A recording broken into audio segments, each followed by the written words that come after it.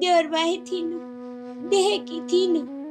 क्या हारौँ त, माइ त्यहाँ यस्तो देखेकी थिइनँ।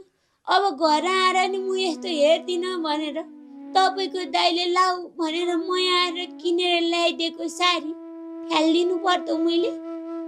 मेरा माइती त यस्तो घर भएको थिएन। मेरो माइ त्यहाँ त खरको छानो थियो, मेरो माइ त्यहाँ त माटोको पिडी थियो।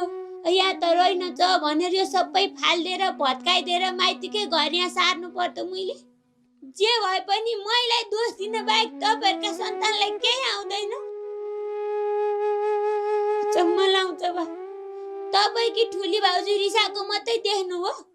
मैले तपाईँकी ठुली भाउजूलाई म गाममा जान्छु भनेको चाहिँ तपाईँका कानले सुन्नु भएन।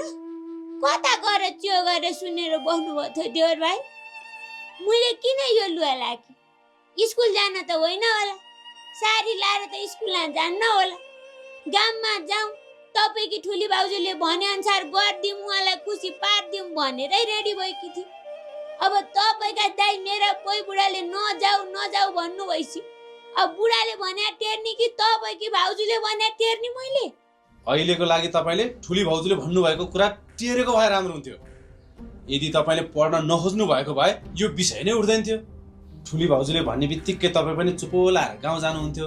भूपेन्द्र दाइले पनि गाउँ जानलाई रोक्नुहुन्न थियो। यो सबै कुराहरू बिग्रिँदै गएको तपाईँकै पढाइको कारणले है भाउजू। गाउँमा आमाले हेला गर्नुभयो, यसले पनि तपाईँलाई नराम्रो व्यवहार गरेको नि। त्यो सबै हुनुको कारण तपाईँको पढाइ नै हो है भाउजू। अब अहिले ठुली भाउजूको चित्त बुझिराखेको छैन, त्यो पनि तपाईँकै पढाइको कारणले हो। अब ठुलो दाइ भाउजू यसरी नै रिसाउँदै जाने हो भने यो घरमा के हुने हो मलाई चाहिँ थाहा छैन है। जेसकै होस् मलाई पनि थाहा छैन। सबै कुरो मैले जिम्मा लिनु पर्छ भन्ने पनि छैन होला के रे। जो पनि जे कुरा नि मैले दोष दिने। मेरो पढाइले सबैलाई बिगारेको रहेछ। कति न मैले म पढ्छु भने जस्तो तपाईँकै दाइले पढ, तिमीलाई पढ्ने रहर छ भनी भन्नुभयो। आफ्नो बच्चादेखिको पढ्ने रहर थियो। श्रीमानले पढ भनेपछि पढ्छु नि त भनी, तर अहिले सबैलाई मेरो पढाइ नै गाह्रो भयो।